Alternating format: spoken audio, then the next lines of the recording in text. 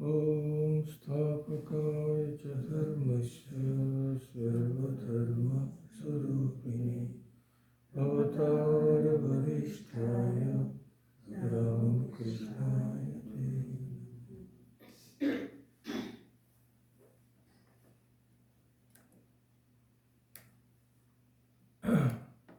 So, as you know very well by now, I never tell you pleasant things, and today also there will be no exception. We are discussing a very, very important facet of Vedanta today, which you all know, which is samsara chakra, as it is called. Chakra is a wheel. So, this cycle of samsara. So, within this, we will discuss first of all in great detail what is the exact meaning of samsara. Then, who is one who is a samsari, means who is one who is within this samsara. How does one become a samsari? How does one become involved in this samsara? And of course, last of all, just a few words about how can one be free from samsara. Just a few words, because the main thing to understand today is what does this term mean. So, what exactly is samsara? There may not be an Indian who is not familiar with this word. And neither is there anyone who needs to be told that we are in samsara. We are a part and parcel of this samsara. But if someone asks us for the exact meaning, we may not be able to answer right away. There are many different connotations of this word, but all those point out to one basic fact, which we will see. So, in common or poetic usage, especially when householders use the word, samsara refers to family life or household responsibilities, implying a life bound by, first of all, social duties, second of all, which is the most binding, emotional ties. So, I've often heard everybody say, I also say, so many problems in this samsara.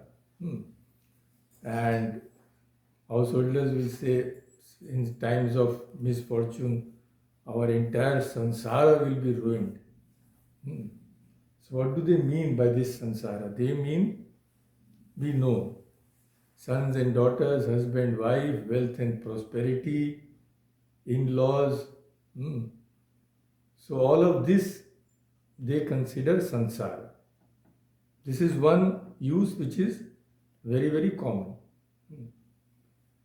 But in a broader sense, samsara can also refer to life in the physical world, especially the world that is driven by desires, attachments, and illusions. So the word it then compasses worldly pleasures, sufferings, because no pleasure can be had without suffering, relations and struggles. You go and seek relations, you'll have problems. So these bind us hand and foot. Now, if we expand the idea still further, samsara is used more broadly to mean the totality of worldly life, human experiences. not just the individual cycle but the entire realm of conditioned existence.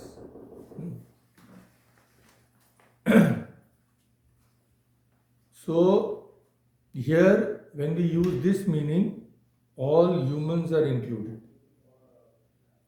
All beings actually are included, but the lower animals have no sense of bondage.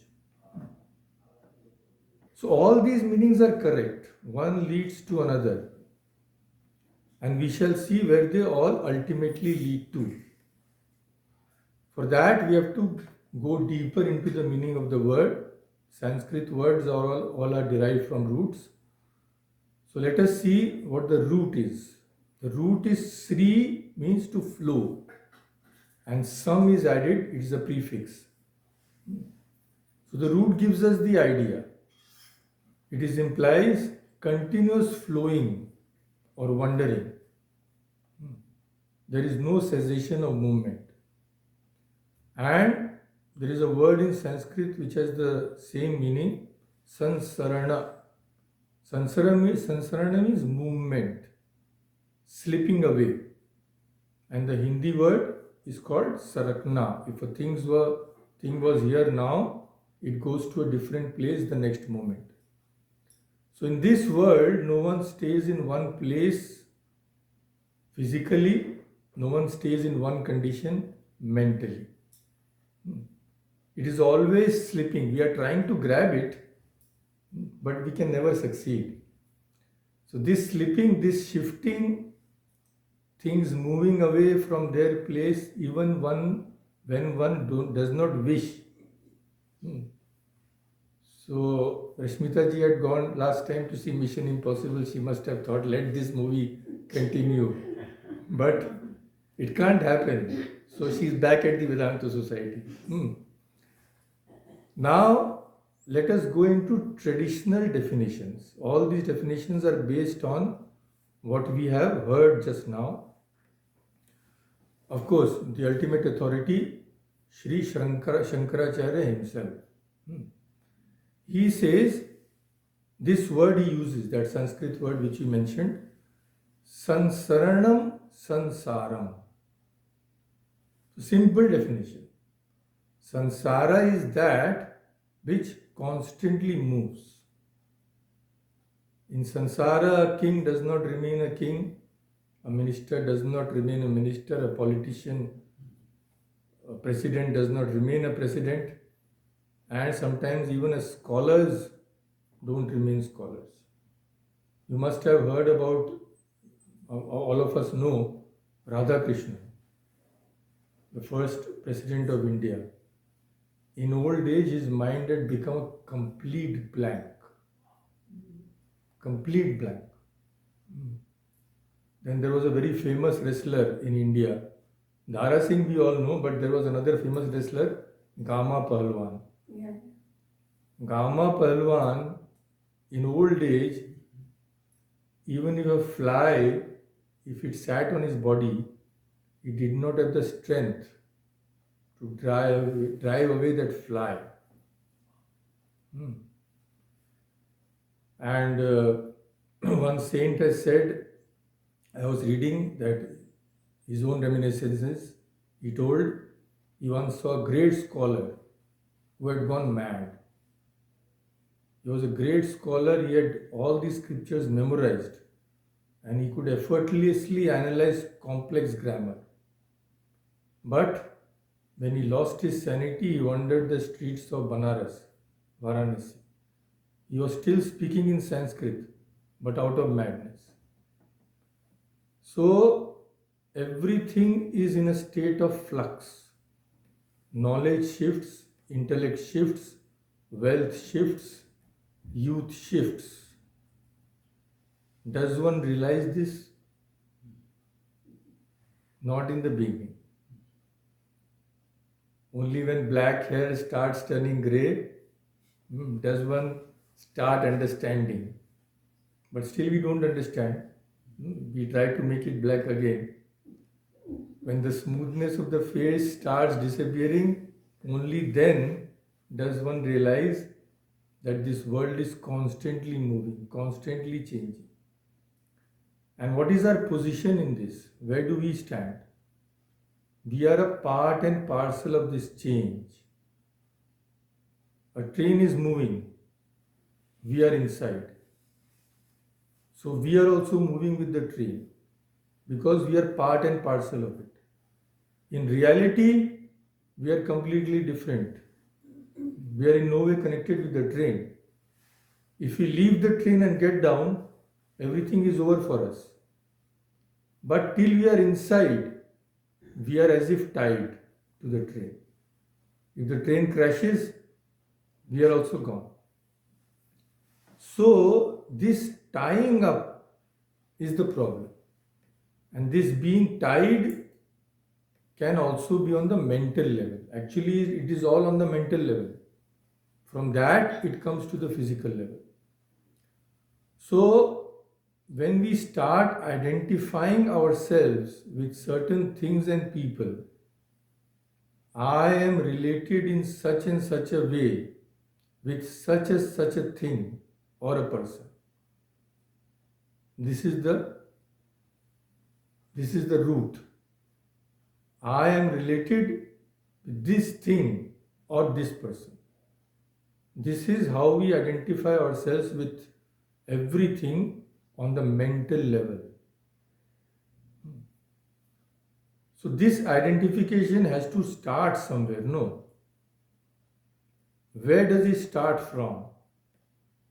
What do we first consider as I, from which all identifications spring? What is the first thing? Awareness. Awareness. What do you think of I? When you say I, what do you mean first? The body. Yeah. Body. The mind and body. That is the first step. Everything else, that is the trunk of the tree, and all branches are going from that trunk. So only after we begin to identify ourselves with these, first is the mind. The mind creates the body. Then all the associated objects come. This is the root. That is why Sri Shankaracharya said, now we will see another definition. See, one by one step at a time. First is samsaranam samsara. It is always slipping away. Now we go deeper. What does Shankaracharya say? Because we have seen the root of this samsara is identification. So another definition given by him, this definition tells us the cause of samsara. What is it? Deha abhimana krita. Deha is body. Abhimana means identifying oneself with it. Krita. Krita means done by, caused by. So here of course the mind is also included in the body. Deha means mind and body. Once this primary identification occurs, then one also begins to consider the actions performed by the body and the experiences it undergoes as one's own. First of all, I am this body. So if the body does something, I am doing it. If the mind is sad, I am sad. So then it takes the form, I am the doer. I do all these actions. And I am the enjoyer. Because I am the body. So I do some actions, I make some money, then I enjoy ice cream. So by this thought, one sets the wheel of samsara in motion. Now the main, which is the philosophical interpretation, philosophical definition of samsara, what is it? Sri Shankaracharya has also defined samsara by this definition. What? Kartritva and bhoktritva. This is the lakshana of samsara.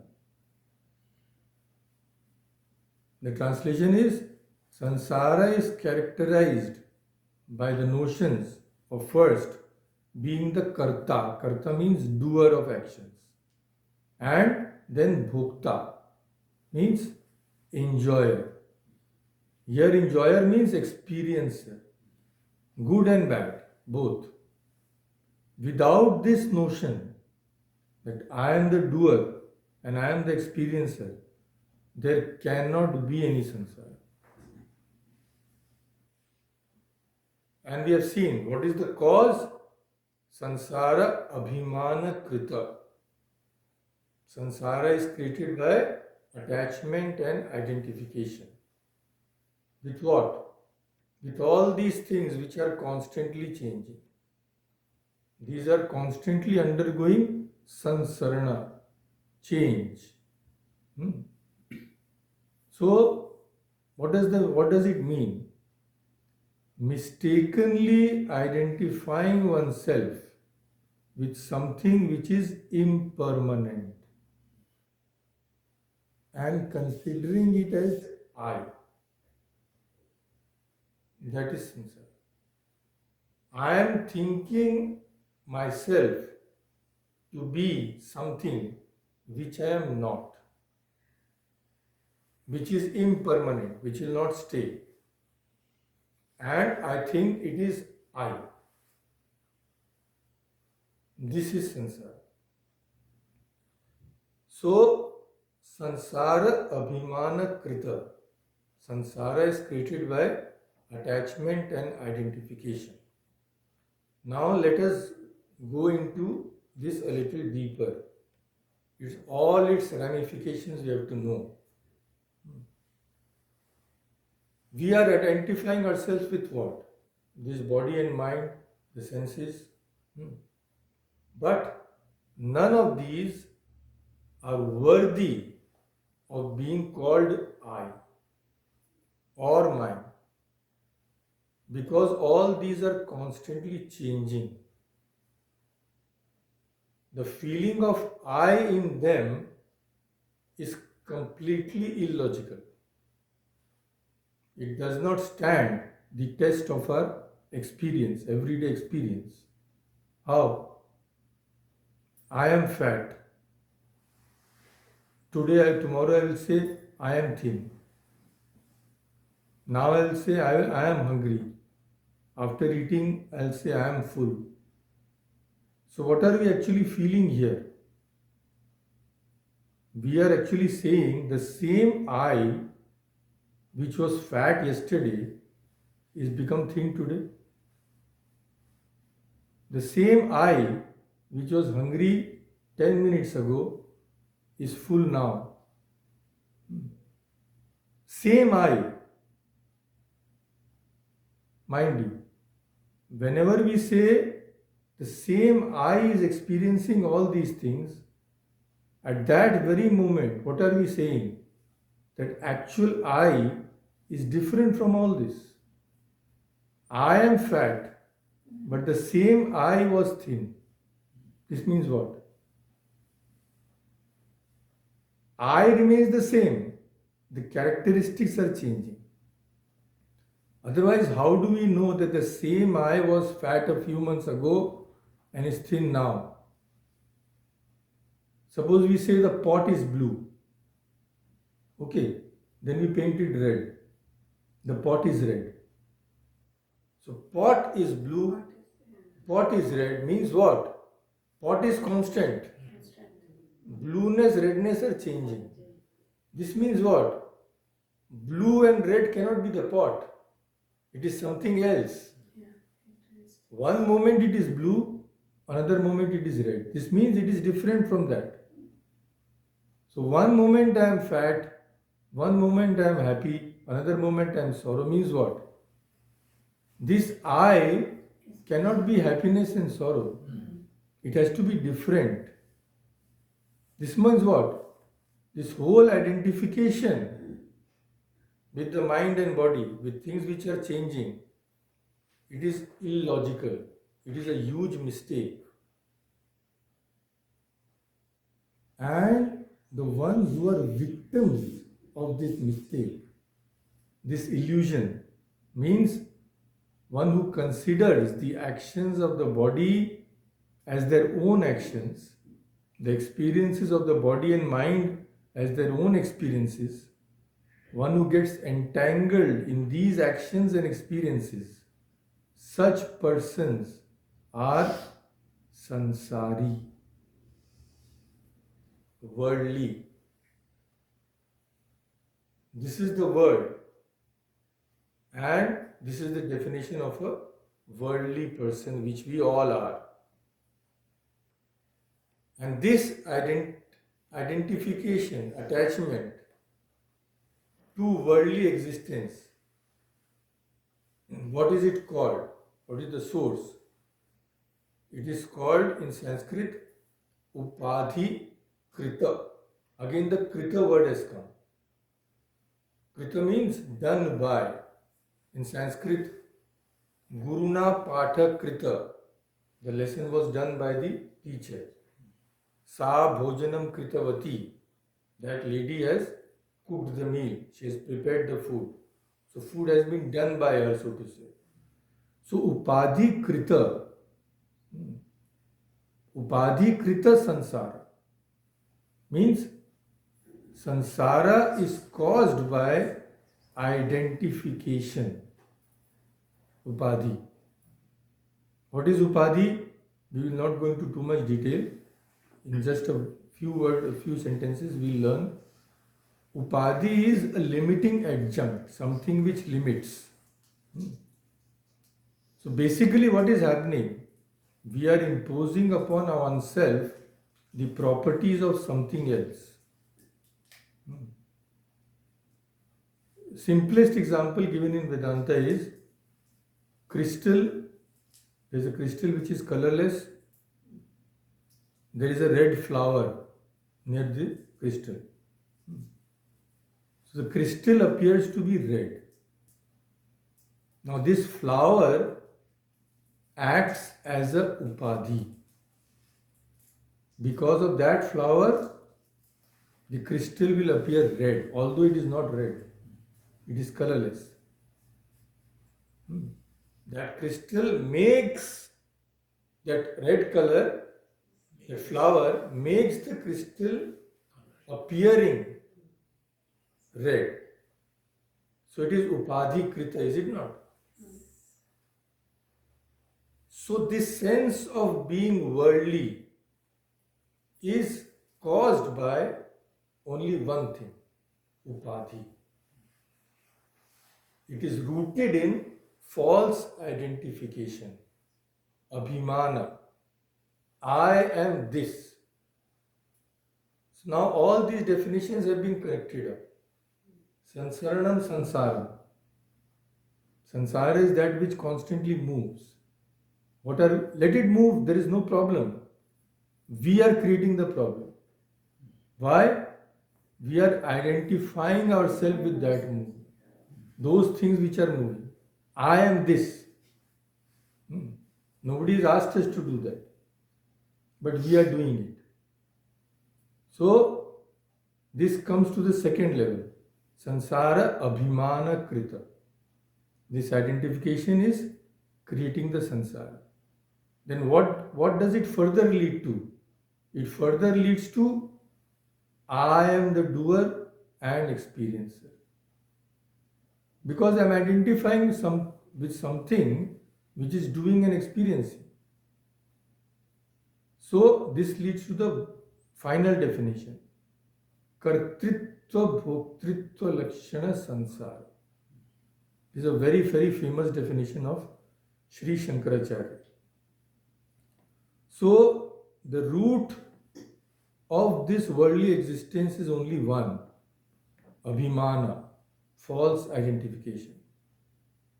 For example, very simple examples, but they are so wonderfully presented by our saints. When someone loses his money, he will exclaim, oh, I am ruined, I am dead. How did he die? The money is lost, not his life. So what kind of death is that? It is death caused by false identification.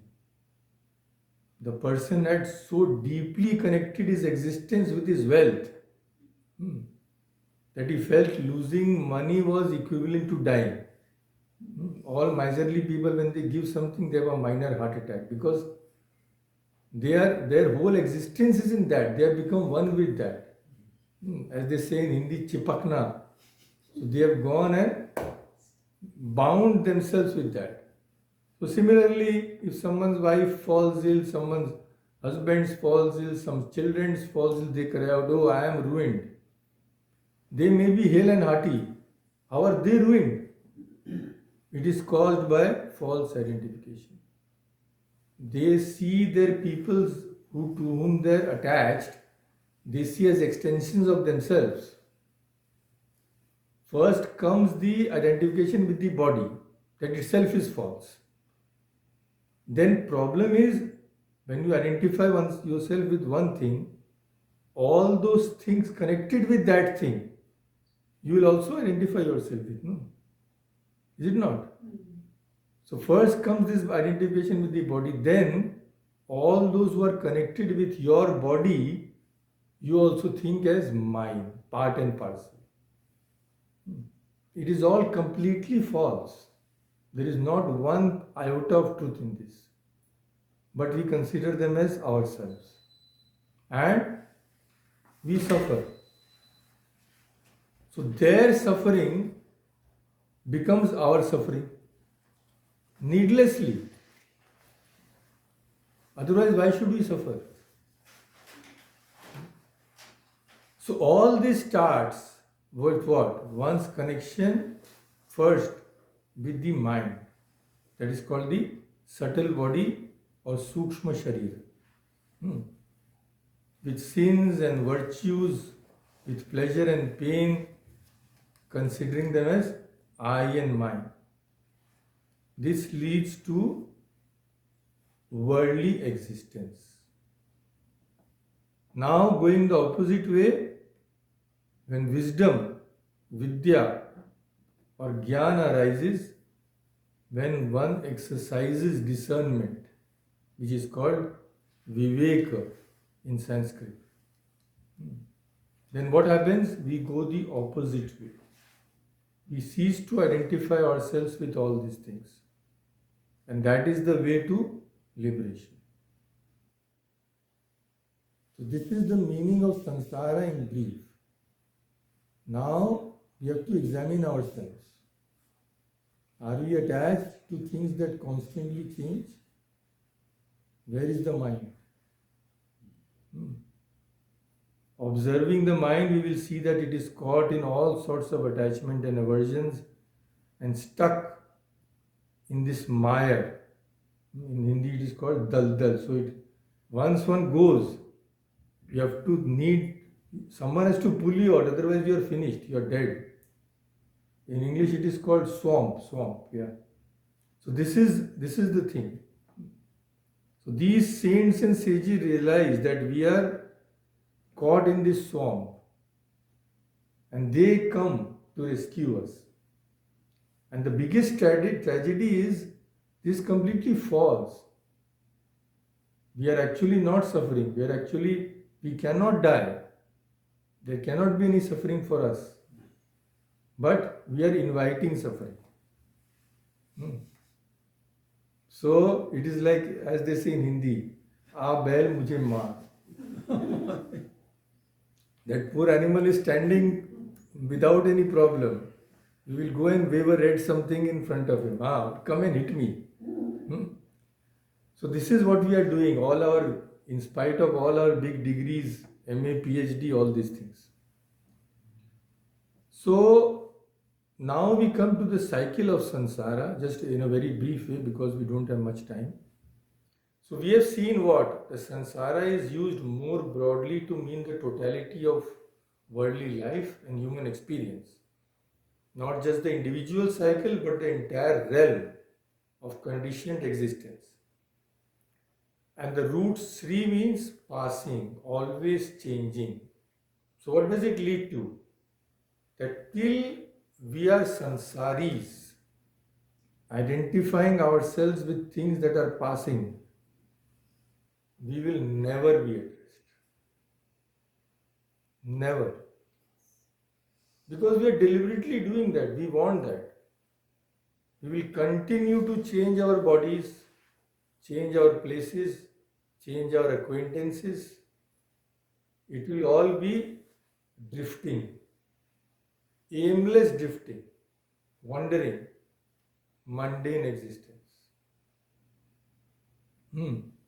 So then the question can be raised that why do we say we will never be at rest? When we die, everything is finished. No, nothing will be finished. If we were the bodies, then everything would have been finished with the death of the body. But we are not the body. We have assumed one body. Death is nothing but destruction of one body. After death, we will just go to another body and the same cycle will go on. Same thing will start again. We will continue to pass from body to body. The individual soul or the Jivatma is doing that. It is an endless cycle. Therefore, the core meaning of samsara is understood to be what? All this discussion.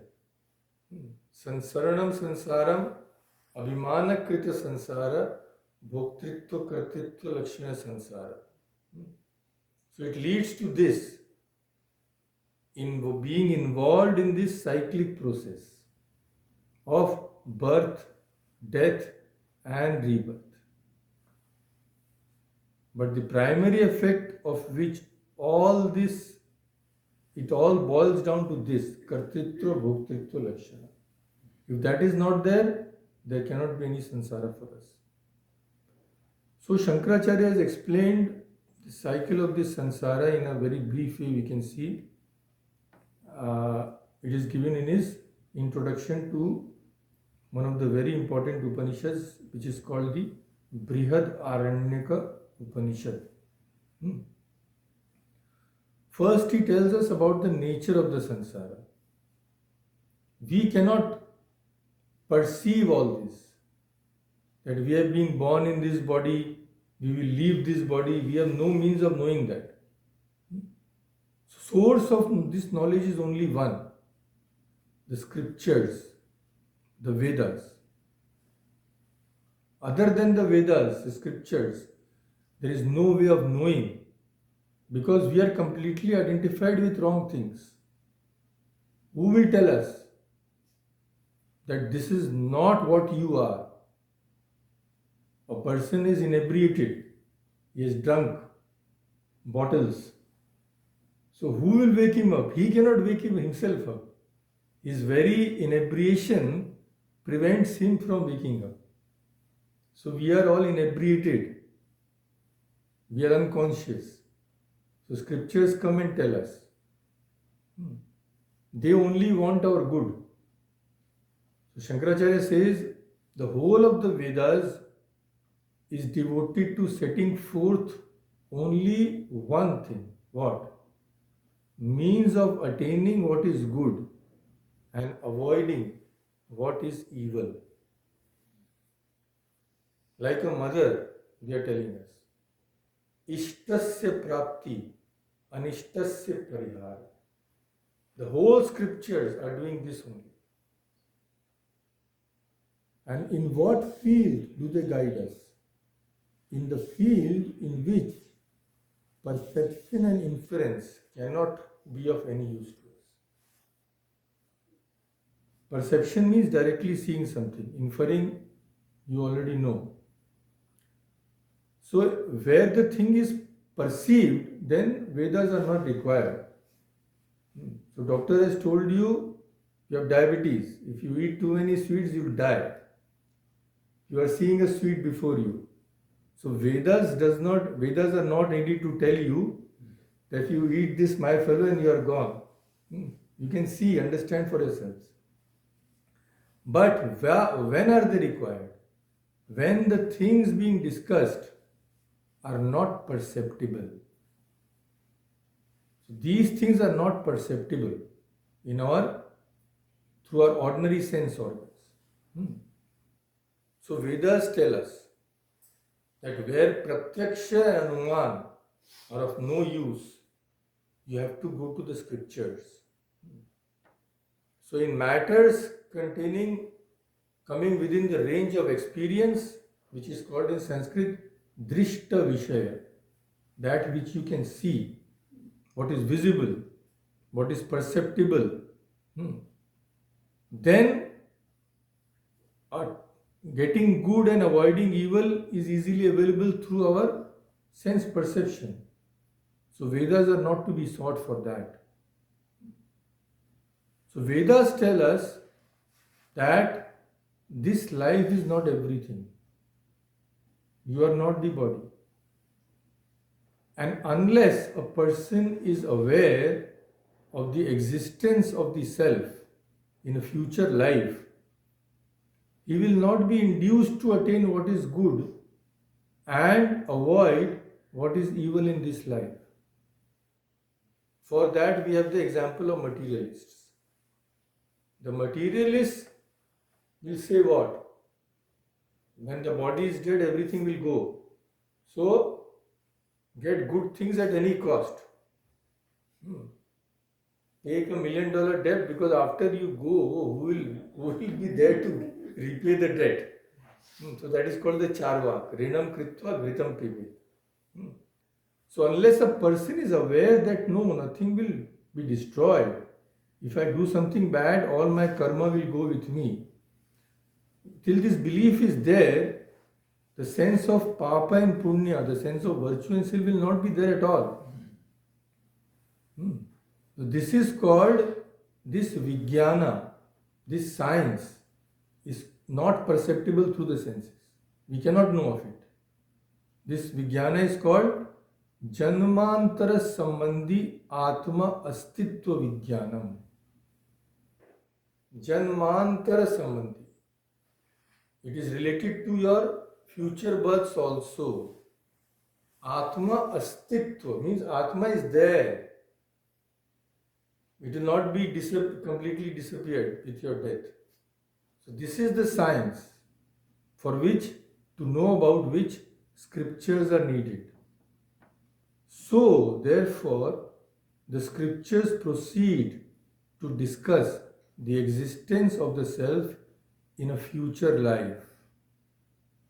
And they also tell us in very great detail the means of attaining good and avoiding evil in that life also. This question is the start of one of the Upanishads. Very beginning comes this question. When Nachiketa asks Yama that some say after death nothing will remain, some say that the self will continue to exist.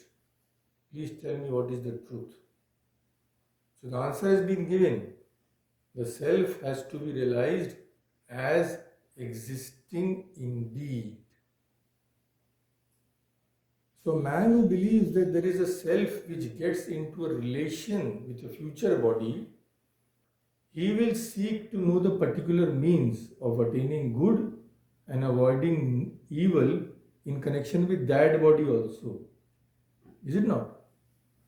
But we should always remember that the cause of this desire of attaining good and avoiding evil, this very desire to attain good and evil is ignorance. Good and evil can only pertain to the mind and body. The self is beyond this ordinary good and evil. So the very desire to obtain good and avoid evil is prompted by only one thing, which is ignorance. Because that ignorance expresses itself as the idea of one's being the doer and the experiencer. Till that ignorance has not been removed by the opposite. What is the opposite of ignorance? Knowledge. So knowledge of the nature of the self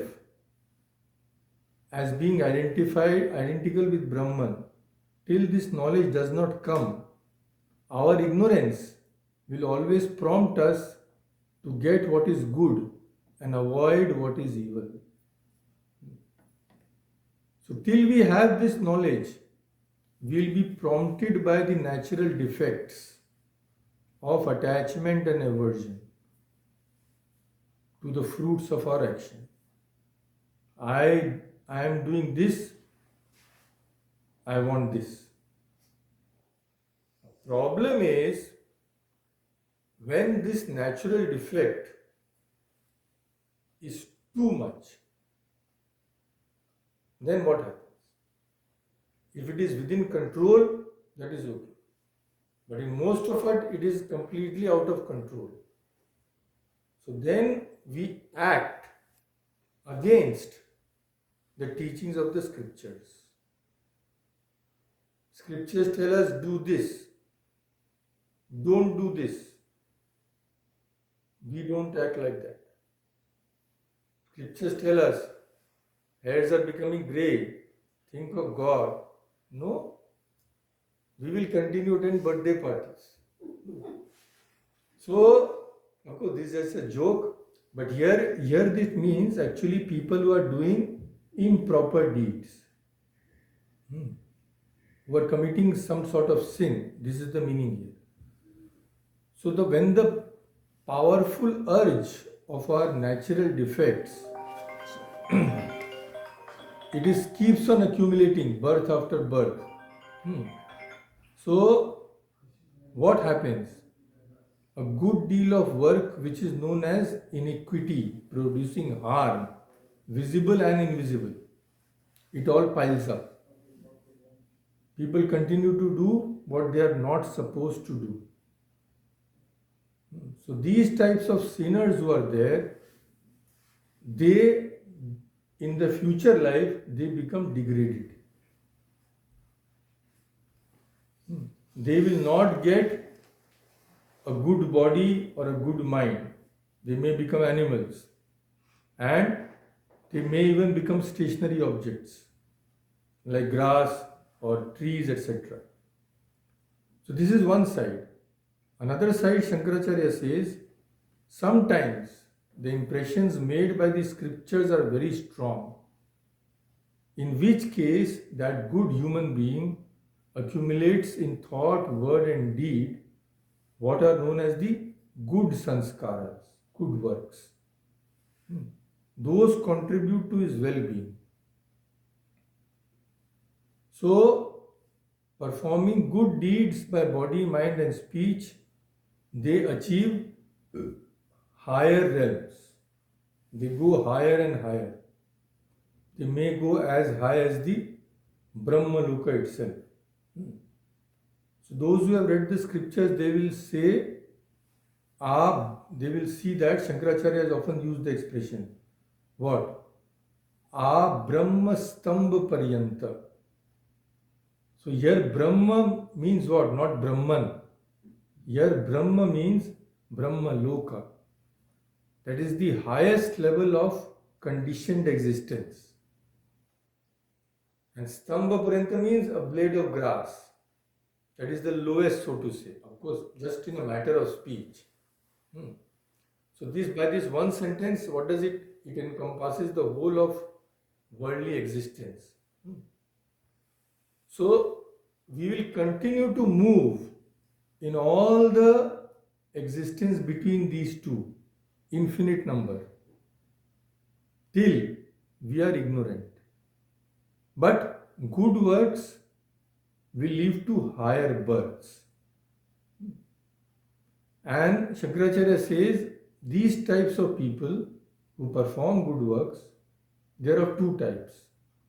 First, one is there who only do good works. Second is there who combine good work with meditation on God. So those who combine the good work along with meditation of God, they will go higher to higher heavens. Even Brahma Loka they may go. And the others who do only good works, they say that they go to Pitri Loka, world of the mains. Those signify just ordinary heavens, but they cannot go beyond a limit. Hmm.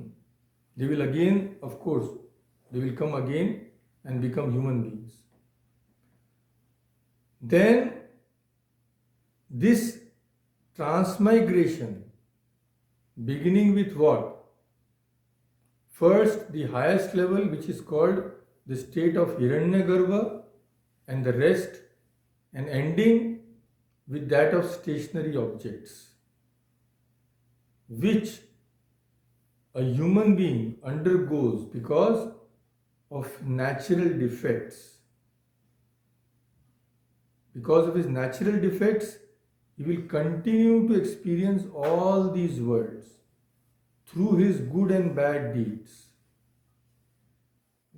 And this depends on three things: name, form, and action.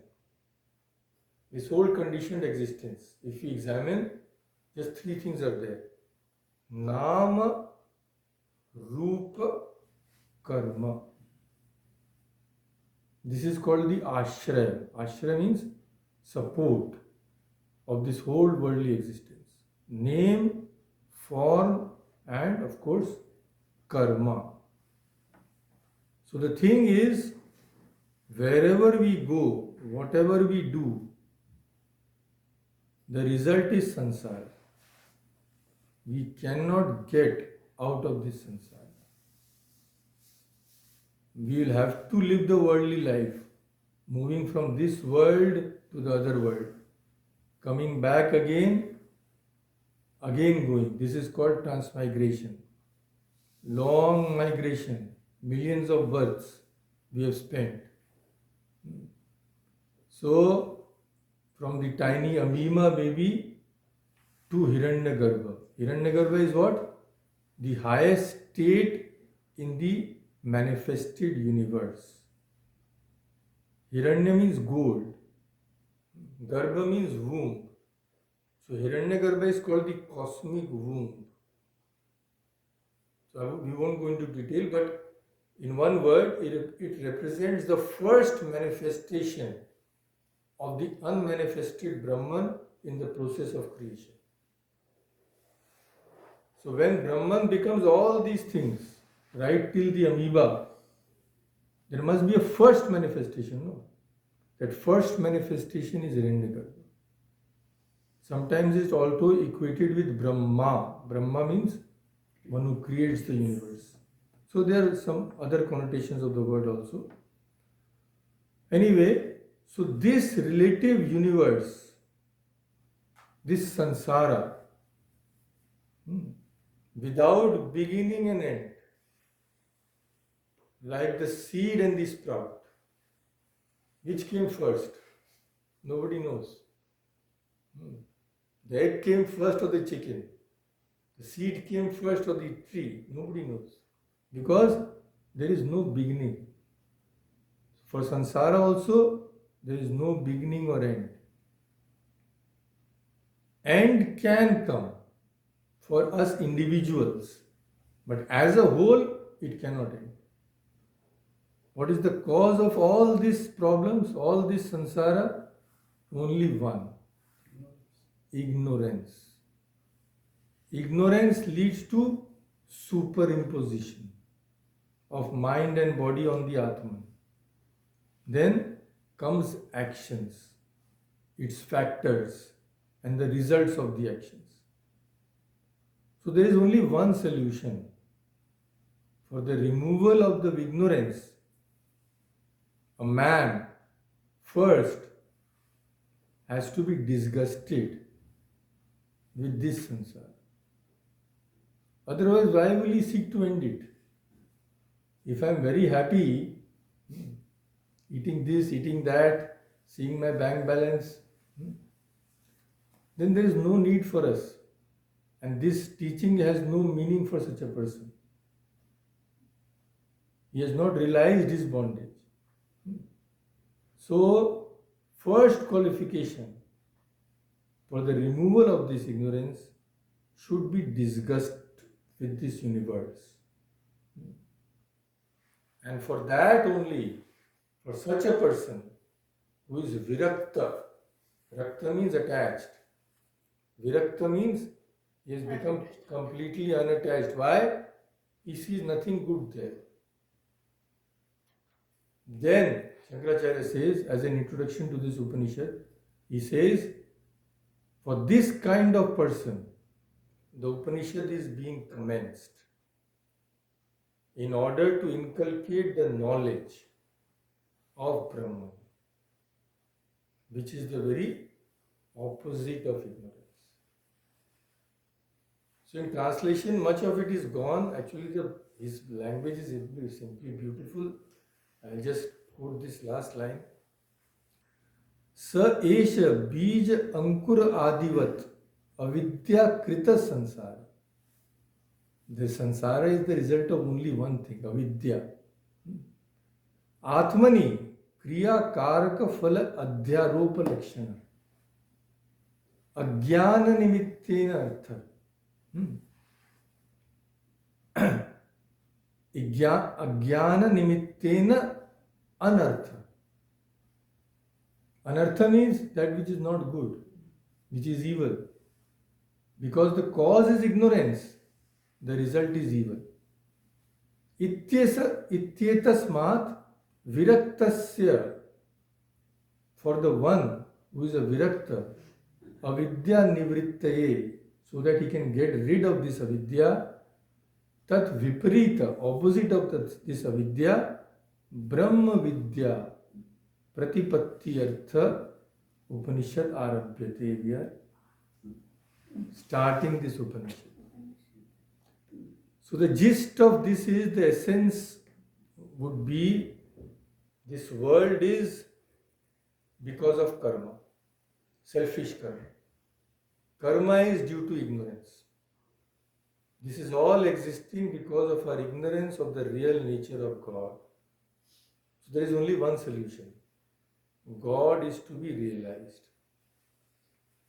Only by realization of God we are free from this illusion, not otherwise. So Upanishads tell us again and again, you are not this. Your nature is completely different. Tat Tvam Asi. You are the supreme reality. And what is that Tat which you are? What is the meaning of that Tat? Upanishads tell us. Tat Satyam Sa Atma. That is the only truth, and that is the Atma. When that is realized, this world vision, this distorted vision will end. But till it is not realized, it will continue. There cannot be any end.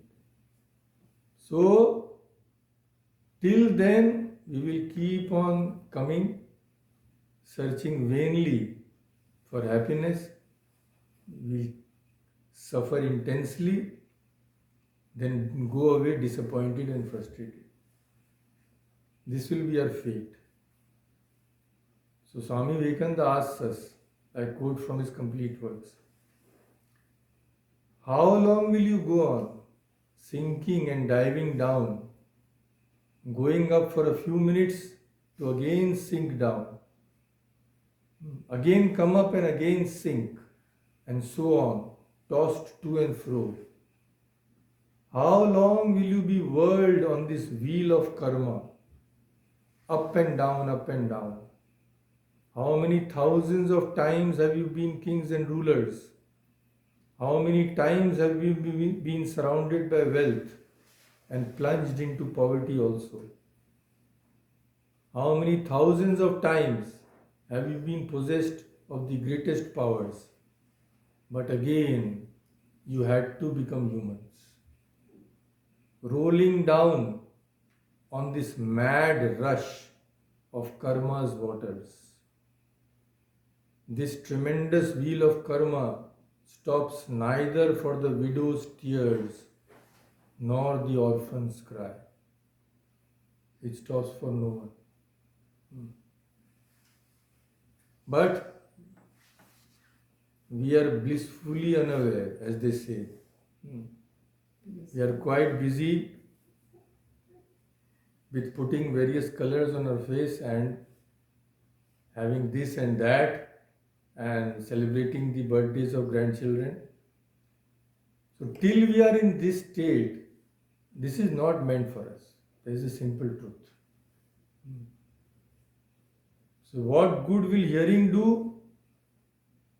A time will come when we will wake up, when we will be disgusted with this childish nonsense, we will be fed up with this samsara. Then we will earnestly seek knowledge. So, the thing is, it entirely depends upon us. Till we are happy, no problem. Neither God nor anyone else has any problem. But unfortunately, nothing remains in this world. Our so-called happiness can vanish in one moment. So when a person has realized that it is all ephemeral, nothing will remain.